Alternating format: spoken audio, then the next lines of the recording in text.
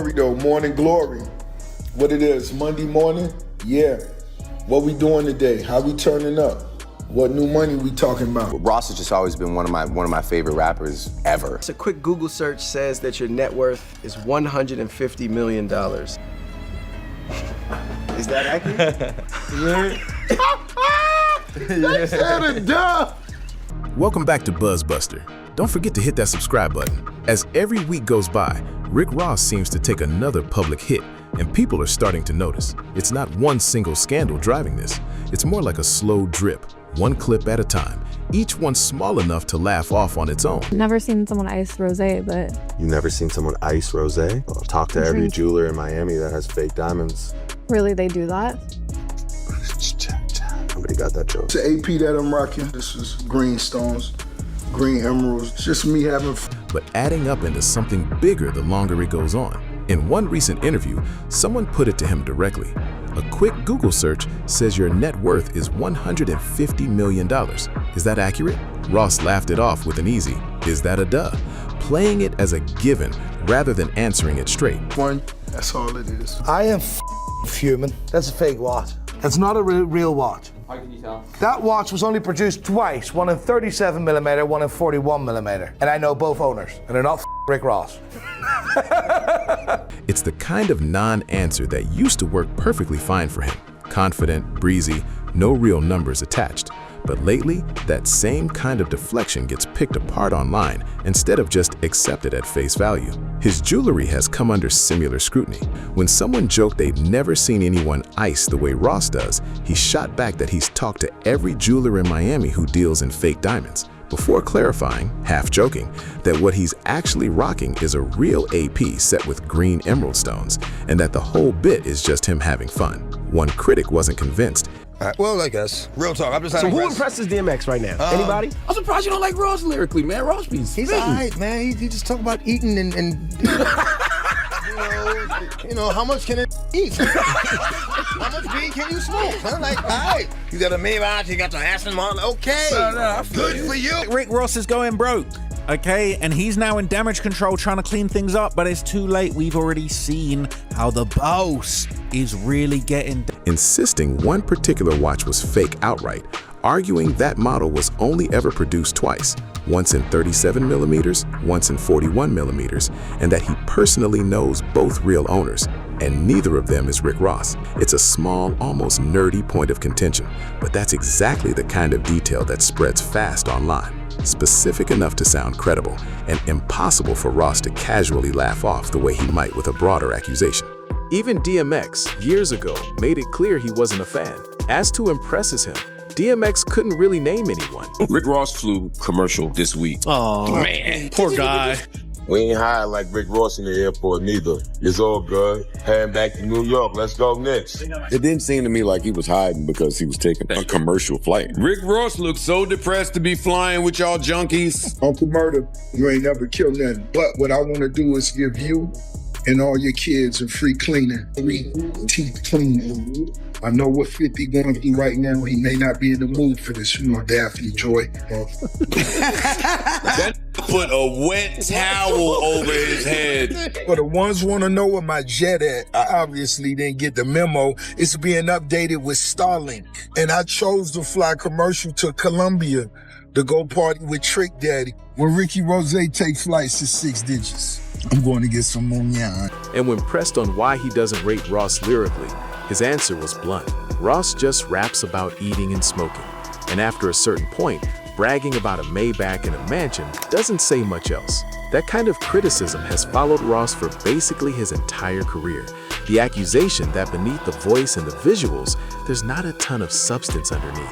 9 figures. How'd you get there? It's called hustling nonstop. I have 25 ventures and partnerships. Just got back from Dubai. I'm going to Canada Friday. Tonight we're in the club out here in the strip club. We performing. Itself will cover all my expenses for the year. It's just that consistent, nonstop balance. You're only flying private, huh? I told myself I would not charter a jet until I was ready to buy it. But I told myself, and I waited those 20 plus years. Right.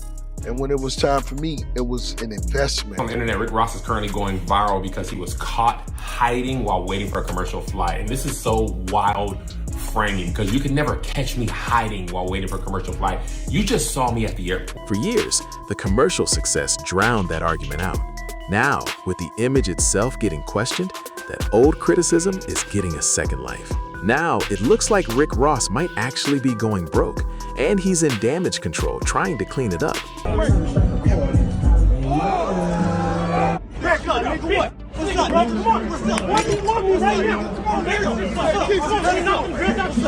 But for a lot of people watching, it's too late.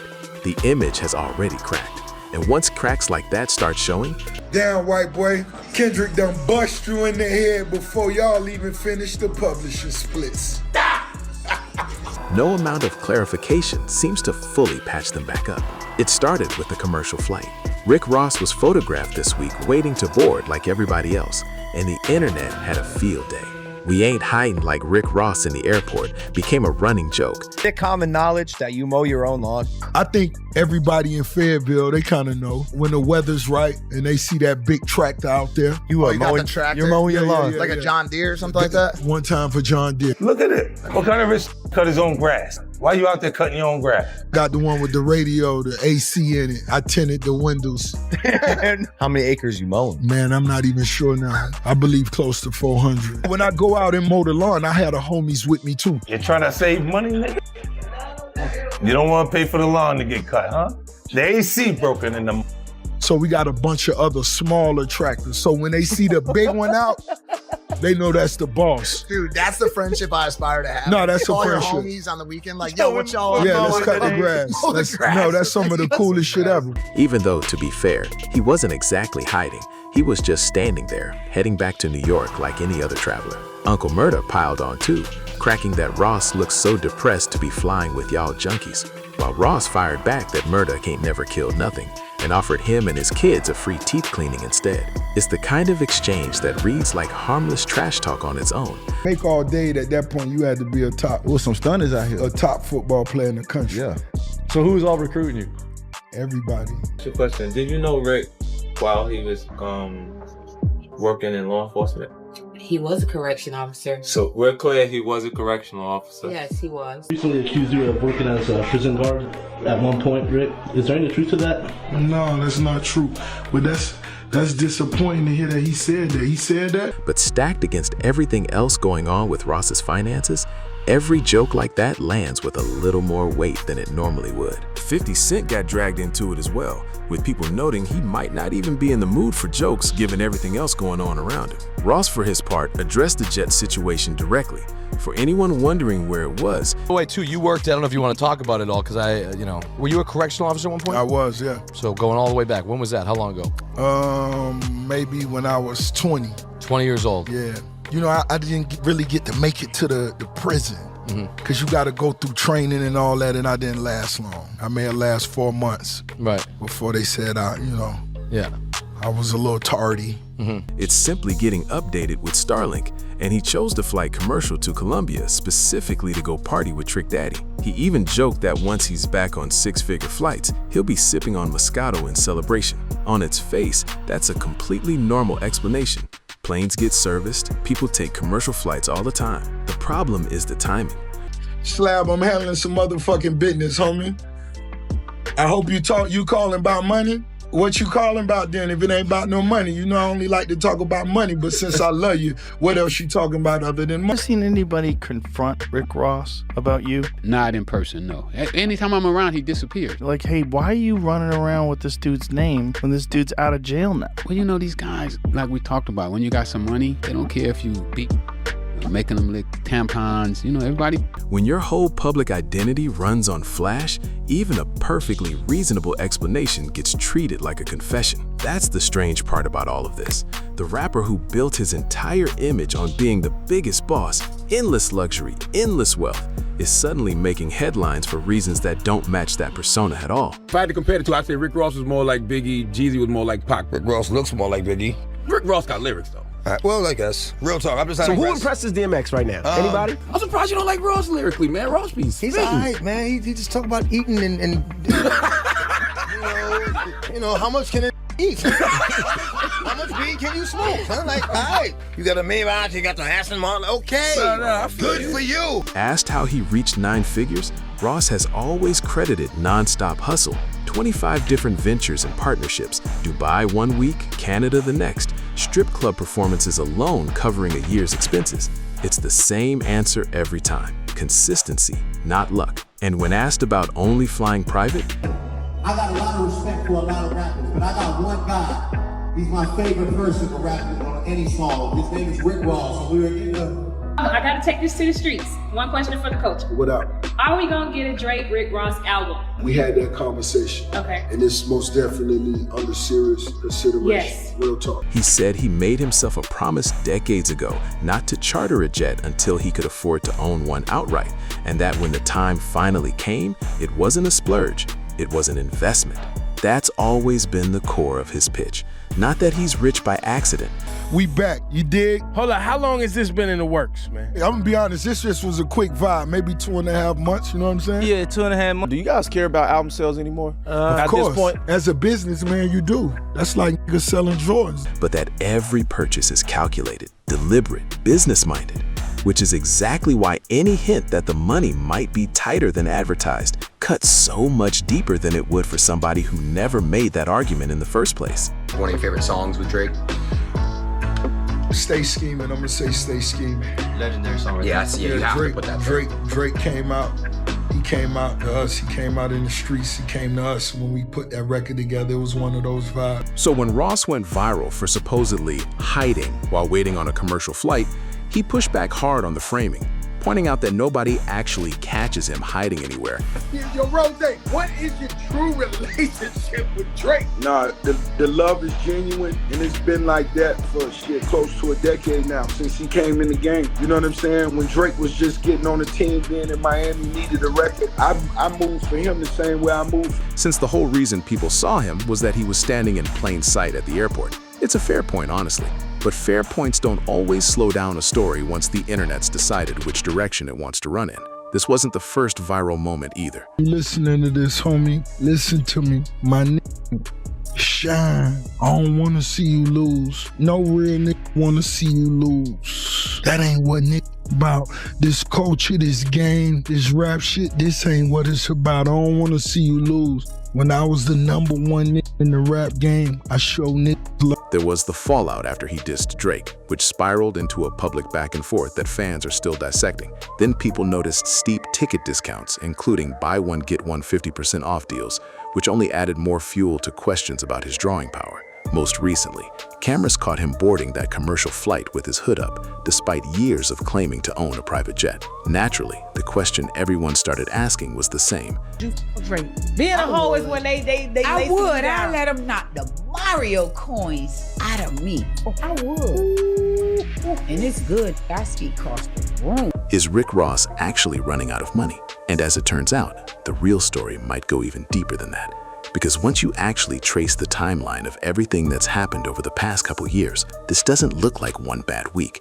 It looks like the slow unraveling of a brand that took 2 decades to build. Ross maintains that his jet is simply getting a $500,000 Wi-Fi upgrade, and that's the entire reason he flew commercial. And to be fair, there's nothing wrong with that.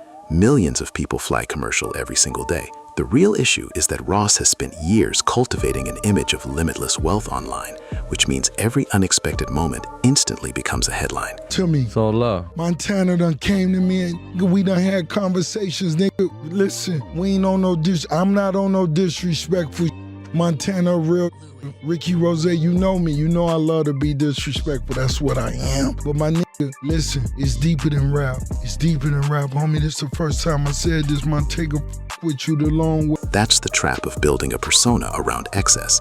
The persona has to stay flawless, because the moment it slips even slightly, the audience treats the slip as the real story and the years of consistency as the performance. Before getting into the evidence around the jet and whether his explanation holds up, there's another piece of his story worth revisiting, one that arguably set the tone for how this whole "is it real or not" dynamic around Rick Ross even started in the first place. Long before his career-changing deal with Jay-Z, Beautiful day, Me waking up from a nap, I just realized BBL Drizzy called his mommy on me. He shared their text messages between each other. Cupcake Drake, tell your mama you stayed out past your curfew, white. William Roberts II, better known as Rick Ross, was a standout football player at Albany State University, where he played on a scholarship as one of the top recruits in the country, drawing interest from schools everywhere. Plenty of rappers have athletic pasts before turning to music, so that part isn't unusual. What made Ross's story different came later. For years, questions have surrounded what actually happened in the mid-1990s, and critics have pointed out that the details have shifted depending on when the story was told. I want to do Aston Martin music minus Drake vocals. So no Drake vocals. One of the loudest voices keeping that conversation alive has been longtime rival 50 Cent, who's repeatedly resurfaced old reports and referenced comments from one of Ross's former girlfriends. 50 wasn't the first to bring it up, but he made sure it never went away. And honestly, that's been a pattern with 50 Cent for years now. He doesn't necessarily need to invent new material against a rival. He just needs to make sure old material never gets the chance to fade quietly into the background. Reports that surfaced publicly back in 2008 claimed Ross had previously worked as a corrections officer at a Florida prison. When he was first asked about it directly, his answer was flat. No, that's not true. It became one of the most talked about moments of his career once a photo surfaced online showing a 19-year-old William Roberts smiling in a corrections officer uniform. That photo alone did more damage than any interview or diss track could have, because it wasn't an accusation anymore, it was a picture. Decide to tell the DJ not to play Drake's vocals on Aston Martin music. Let's enjoy it without him. If they want it, let them sing it, and that's cool too. But yeah, my DJ minus that, let's go. Time-stamped and undeniable, doing the talking for everybody. These days, Ross no longer denies it. Asked about it more recently, he confirmed it outright. Yes, he was a correctional officer, going back to when he was around 20 years old. In his telling, he barely made it past training, lasting maybe 4 months before he was let go for being chronically late. It's a much more measured version of events than the flat denial from years earlier. Softer, almost self-deprecating, framed as a short, forgettable chapter rather than something worth hiding. Public employment records tell a different story. According to those records, William Roberts worked as a corrections officer in Miami-Dade County for roughly 18 months, not 4, and maintained a strong attendance record throughout. He was reportedly hired in December 1995 and resigned in 1997, earning an annual salary of around $26,000 before he left. That gap between the official record and his own account has fueled debate for years, and Drake, notably, has never let fans forget that chapter, working it into their back and forth more than once. It's become one of those permanent footnotes to his career, brought up less because anyone thinks it's disqualifying today, and more because it's proof that the official version of his story and the paper trail don't always match up. For a lot of artists, a revelation like that could have ended a career built around being a larger-than-life street figure. Ross took a completely different path. And that old ass jet you got, they gave it to you free. That's a 1978. Be safe on that, Drizzy. Be safe on that plane. That old God is great. Y'all need to pray for Drake and tell him, park that old ass plane. It's a 1978 cargo jet. People gave it to him free for promo. And I ain't hating, but be safe. If something was to happen to you and I couldn't tell you this, be safe. And anybody getting on it, be safe, man. Wear your seat belts and make sure the oxygen thing's in there, because that shit was just for luggage. Everything changed in 2006 when, by his own account, in about an hour, on some good weed, he wrote his breakout single, Hustling. Soon after, at 29 years old, he signed a major deal with Jay-Z, and his career took off almost overnight. His debut album hit #1, a huge feat for a new artist, while the beard, the sunglasses, the luxury cars, the sprawling Miami mansion, and the aura of unstoppable success all came together into one unmistakable persona. In hindsight, that speed is almost a whole story in miniature. Ross didn't slowly build credibility the way a lot of artists do. He arrived essentially fully formed, image locked in from day one, which is part of why every crack in that image now feels so jarring by comparison. As Ross grew into one of rap's biggest names, most fans embraced the character without stopping to ask where his story actually started. And it turns out, even his stage name carries its own controversy. Freeway Ricky Ross, the real-life former drug trafficker whose story was well known long before the rapper ever entered the spotlight, has claimed the Miami rapper borrowed his name and elements of his public image without permission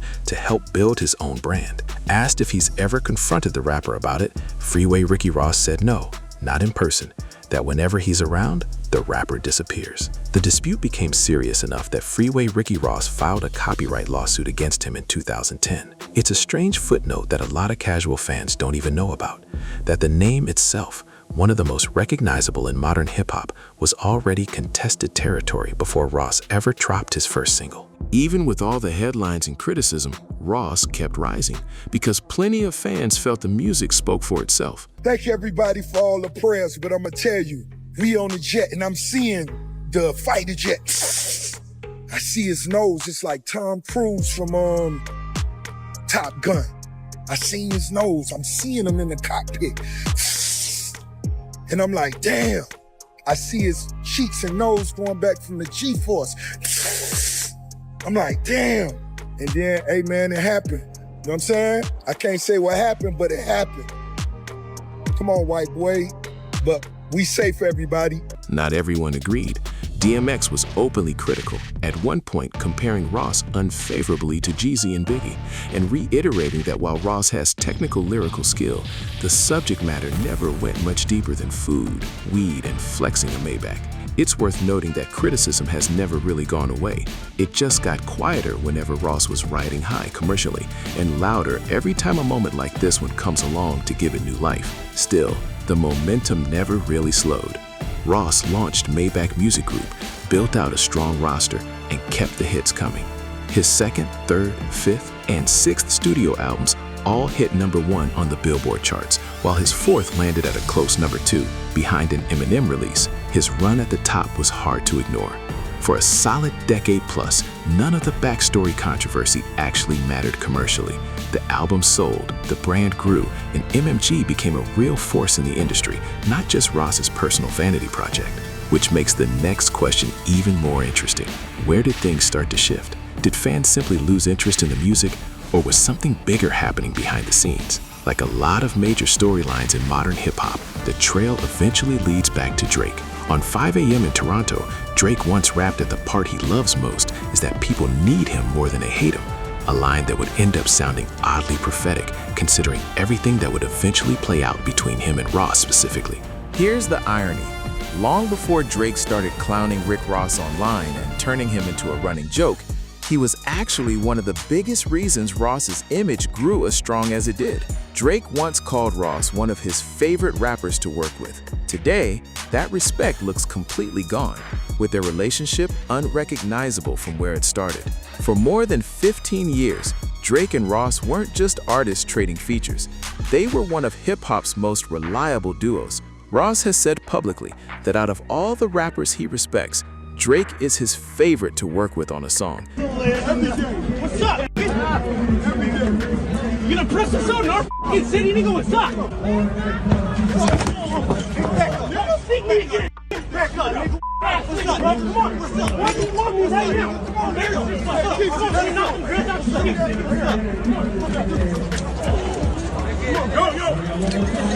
And there was even serious talk at one point of a full joint album together. Their styles blended naturally, producing standout records like Aston Martin Music, along with several major hits alongside DJ Khaled. Despite Ross having plenty of commercial success on his own, only one of his songs has ever crossed 1 billion streams on Spotify, 2019's Money in the Grave, alongside Drake.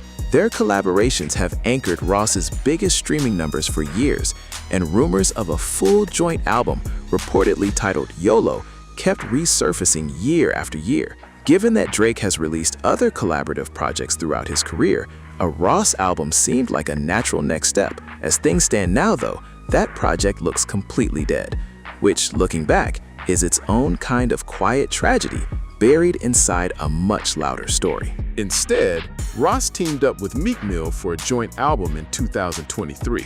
one he later described as coming together quickly, something like 2.5 months of work, treated less like a passion project and more like straightforward business. Many listeners felt that rushed approach showed in the final product, especially given the sky-high expectations a decade earlier.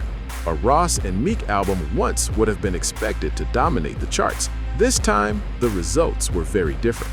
Despite Ross's own past comments about the importance of album sales, the project became one of the weakest commercial performers of his career, debuting with surprisingly low numbers and peaking at just number 23. For an artist whose whole identity is built on outside success, a quiet commercial miss like that doesn't just come and go. It becomes part of the ongoing narrative people point back to. On paper, that seemed like the perfect moment for Ross to reconnect with Drake, still the most streamed rapper in the world for over a decade. Instead, everything changed after a series of events in 2024. Early that year, Ross appeared on a live stream with fellow Miami creator Aiden Ross, once again voicing support for Drake and speaking warmly about their bond, calling their record Stay Sheeming legendary and describing the love between them as genuine, going back nearly a decade to when Drake was first coming up and needed a record made in Miami. At that point, there was still no hint of what was coming just months later. Fat ass ain't throwing no blows. Man, Will, they swung on your fat. You ain't done. You stood your fat ass back, man. Your scary ass. Your big fat scary ass stood back looking good down from this angle. If anything, Ross sounded like someone actively trying to keep the door open for more collaborations down the line. Less than 3 months later, that relationship completely fell apart, turning one of hip-hop's strongest partnerships into one of its biggest rivalries. In March 2024, Future and Metro Boomin released We Don't Trust You, the album that helped spark one of the biggest rap rivalries in recent memory, thanks to Kendrick Lamar's verse aimed at Drake. But another detail on that same project caught people's attention. Rick Ross appeared on track 13, Everyday Hustle. Given how close Ross and Drake had been, that alone raised eyebrows. Some fans initially chalked it up to business as usual, but the signs kept stacking up. After publicly supporting Kendrick's diss track, Ross made his position unmistakable by unfollowing Drake on Instagram, leaving no doubt the friendship had shifted. It's a small, almost administrative gesture, an unfollow, but in the context of a 15-year relationship, it read as loud as any public statement could have. The following month, Drake responded with push-ups, addressing several artists at once. He raps, you get punched in the face on some TLC shit, and TLC has 3 different meanings here, so pay attention. TLC, like the wrestling event where guys are obviously getting punched and they're fighting, you gonna need a chili ice pack for your left eye. So TLC this time is referring to the iconic R&B group, 2 members from this group whose names are Chili and Left Eye. And what's also crazy, the 3rd meaning of TLC, tender, love, and care. And the backstory behind all of this, Drake is rapping about an event that took place when Rick Ross got pressed after playing Not Like Us, and he just so happened to get punched on the left side of his face. With Ross among the names mentioned early in the track, Drake joked about Ross's age while pointing out that several of Ross's biggest Billboard Top 10 hits, including I'm on One, Money in the Grave, and the Lemon Pepper Freestyle, all featured Drake himself. That particular jab stung in a way a lot of the others didn't, because it wasn't really an insult so much as a fact, pointing out just how much of Ross's biggest commercial success was tied directly to Drake's presence on the record. One lyric also referenced Ross's former relationship with Tia Kemp. Been there. That's it. The security tell me he shouldn't have been there. Yeah. Nothing about what was on that video say Rick Ross should have been here doing this. Who dated him from 2003 to 2007 and is the mother of one of his sons. Around the same time, comments Tia Kemp made on a podcast spread widely online, adding another layer to the story and giving fans even more to talk about. As the reactions piled up, what had started as quiet tension turned into a full public rivalry, with every post, lyric, and interview adding new fuel. Around the time Tia Kemp commented on one of Drake's photos, and Drake later jokingly called her his GOAT. Imagine if I had the chance to slap 50 Cent with this shit right here. Come get it. Fans also pointed to another possible reference involving Ross's former partner, Christina Mackey. The timing raised even more eyebrows. Right after Ross unfollowed Drake, Christina posted photos showing VIP tickets and front row seats to one of Drake's sold-out shows. That post spread fast, and plenty of fans connected the dots, coincidence or not. Whether it actually meant anything or was just an unlucky coincidence of timing, it became one more thread woven into a rivalry that, by that point, was picking up new evidence almost daily. Ross didn't wait long to respond. Soon after Push-Ups dropped, Jose, the history with you and 50, is it better now? You guys now friends, like you guys talk now, or is it still no relationship? Nah, homie Wash, we've never been cool. From day one? No. This is a big business you guys are a part of. You guys are two of the heavyweights in the business. I mean, what is there to talk about? A lot of things to talk about. History, the beef. What kind of history? He went into the studio and released his own diss track, Champagne Moments, complete with a music video aimed squarely at Drake. In it, Ross repeated the long-running ghostwriter criticism and even sampled one of Drake's own speeches in the outro, while also taking shots at his appearance. He explained his decision to unfollow Drake by claiming Drake had sent French Montana a cease and desist and involved police over a project, before adding that the version of Drake he knew making early records together wasn't the same person anymore, and that this particular disagreement went deeper than rap. That cease and desist claim was never fully clarified, which only made the story murkier, especially since French Montana has continued to show a friendly relationship with Drake. That he couldn't dress, that's all I used to tell him. Yo, you can't dress, you're not really getting no money, you don't own your masters. Eminem saved you, Dr. Dre saved you, all the big names. Rose did it himself. Undercutting the idea that there was ever some deep personal falling out on that particular front. While things escalated on Instagram, Ross posted jabs suggesting Drake had significant cosmetic work done, a nose job, edited abs, joking that he just realized BBL Drizzy had called his mother on him, and even sharing what he claimed were their private text exchanges, telling Drake to have his mom explain why he stayed out past curfew. Drake responded that people online were saying Ross got a nose job, but that he looked the same in the kitchen earlier that day, before adding sarcastically that the claim was coming from the guy I did songs with. From there, things got personal fast. Drake posted that Ross had gone loopy, implying he hadn't eaten in days and was becoming angry and racist, joking that Ross was now performing at proms for money and that it was bad, but we'll handle it, before calling him one nosy goof. He also took a shot at Ross's real estate. Came in through slip and slide. I had to build this myself. And I'm not speaking down on him because he lives in a 2-bedroom apartment, but he lives in a 2-bedroom apartment? 2-bedroom. Catch the alley-hoop now. Got him one by Yama, this bitch. 2-bedroom apartment. Yes, he does. And if he does, what does that say about him? Come on now. Just the alley-hoop.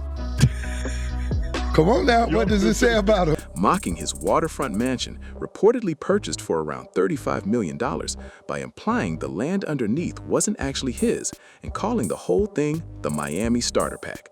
Once real estate got dragged into it, the beef stopped being purely about music or lyrics. It became about lifestyle itself, which, for someone whose whole brand is built on lifestyle, is exactly the kind of attack that lands hardest. Even with all the shots flying, the feud kept getting stranger.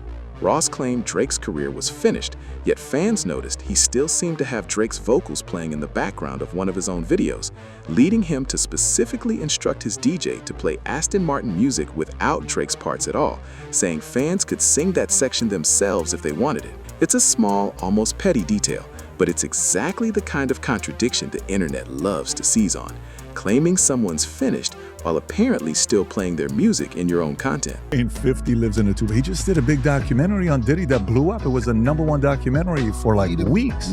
Around that same stretch, Ross posted what would later look painfully ironic, telling Drake to be safe flying on Air Drake, joking that the jet was an old 1978 model given to him for free as promotional consideration. To the Drake stands, can only imagine what that feels like. Well, I really couldn't, but damn, niggas say 3 albums are trash albums, 2 years too late. Hey man, it was fun while it lasted.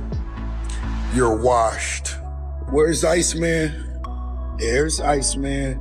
The throat goats. And that people should pray for his safety on it. Only days later, headlines broke that Rick Ross's own private jet had made an emergency landing in Dallas. Everyone on board was reportedly safe, but photos spread rapidly online, and Drake appeared to like one of the posts about it.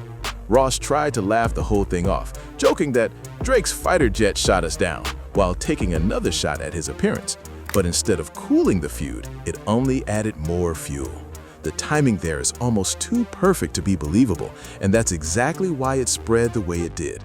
The internet doesn't need something to actually be connected in order to treat it like it is. Then, in July 2024, Ross performed at the Ignite Music Festival in Vancouver, and to close out his set, his DJ played Kendrick Lamar's Not Like Us in Drake's own hometown. It triggered an immediate reaction from part of the crowd, and video of a confrontation near the stage spread fast. Not putting Drake at your level.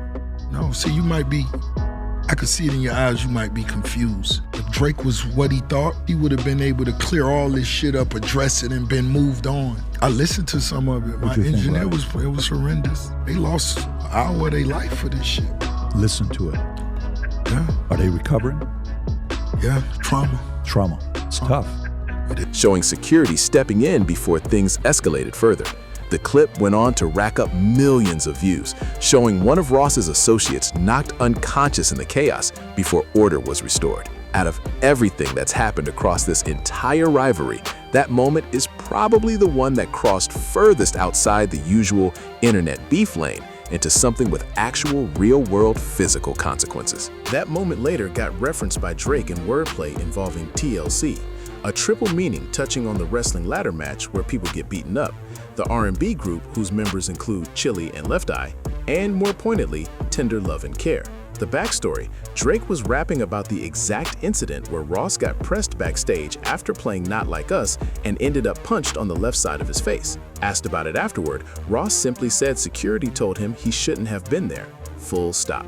Drake appeared to react to the viral clip, and 50 Cent piled on too, posting that Ross probably won't be going back to Canada, alongside a video of Tia Kemp laughing. It's worth pointing out just how many different corners of Ross's life ended up feeding into a single running joke by this point. An ex, a rival rapper, and a whole other rapper's ongoing feud, all overlapping in one comment section. Asked directly whether things had ever improved between him and 50 Cent, Ross was blunt. They've never been cool, not since day one. Pressed on what the actual history was, Ross brought up 50's fashion sense as a running joke before pivoting to something sharper, pointing out that 50 doesn't own his masters, crediting Eminem and Dr. Dre with essentially rescuing his career, while Ross has said he built his own from the ground up, coming in through Slip and Slide Records with nobody handing him anything. He wasn't speaking down on 50, he clarified, just noting that 50 reportedly lives in a 2-bedroom apartment, which, depending who you ask, says something on its own. Around the same period, 50 Cent had a Diddy documentary hit #1 for weeks straight. Then just days later, Drake dropped his first solo single since the feud began, and buried in the lyrics was another line many fans read as aimed squarely at Ross, joking about Drake stans and calling out albums as trash 2 years too late, before adding almost mockingly, "It was fun while it lasted," and asking where Iceman even was. As one podcast pointed out, the real damage wasn't necessarily the diss tracks themselves. It was watching Ross's carefully built biggest boss persona crack in real time. For nearly 2 decades, he'd maintained an untouchable image. Now social media was flooded with jokes, memes, and constant comparisons that seemed impossible to shake. That's really the through line connecting every single piece of this story. Not any one scandal on its own, but the cumulative sense that the armor around Ross's persona has developed real, visible dents. The tension didn't stop there either. In one exchange, someone put it to Ross directly that maybe he wasn't putting Drake on his own level, and that he might be confused about how this all ends. If Drake was really as unbothered as he claimed, the argument went, he'd have addressed things directly and moved on already. Someone else joked that listening to some of the material felt like trauma for their engineer. As 2026 rolled on, Ross reportedly started skipping certain verses during his own live performances, while fans waited for Drake's next move. That response finally landed in May 2026 on Iceman, where Drake appeared to take fresh shots at several former collaborators, Ross included, with fans quickly pointing out, again, how many of Ross's biggest streaming songs happened to feature Drake. Around that same time, Ross was promoting his Port of Miami 20th anniversary tour, but photos showing large blocks of unsold seats spread online fast. Ticket promotions, including buy one, get one 50% off deals, only added to the chatter, especially once Drake appeared to react online yet again. Then came the viral commercial flight photo, catching fans off guard given how long Ross had showcased his private jet as part of his whole brand. Public flight tracking records reportedly show the aircraft have been inactive for weeks, fueling speculation online, even though nothing official ever confirmed most of it. Just days later, Drake dropped a music video filmed next to his own private jet, timing plenty of viewers read as anything but coincidental. Ross later explained, again, that his jet was simply being upgraded, including installing a high-end Wi-Fi system. But by that point, a lot of people had already made up their minds. Around the same time, his long-awaited solo album, Set in Stone, got pushed back, raising even more questions. Ross posted that Iceman melted, stone lasts eternity. And while plenty of people argued the delay was simply smart business, Drake's album kept performing strongly regardless. Even so, calling Rick Ross broke would be a real stretch. Outside of music, he spent years building out Wingstop franchises, real estate holdings, and a range of other ventures that have reportedly generated serious wealth. Financially, he's still sitting in a position most artists could only dream of. It's worth remembering that image trouble and financial trouble aren't automatically the same thing. Plenty of genuinely wealthy people make ordinary, boring, practical decisions that only look suspicious because of the brand built up around them. The bigger issue here was never really about the money. It's about perception. When the image that helped build a career starts cracking, rebuilding public confidence can end up being a lot harder than rebuilding a bank account. Ross could sit down tomorrow and lay out every dollar he has, and it likely wouldn't fully undo the narrative that's already taken hold. Because at this point, the story isn't really about numbers anymore. It's about whether people believe him at all. So what do you think? Is Rick Ross just going through a rough patch? Or has his biggest boss persona taken permanent damage? Let me know in the comments. And if you enjoyed this one, drop a like, subscribe, share it with a friend, and turn on notifications so you don't miss the next breakdown. Thanks for watching, and I'll see you in the next one.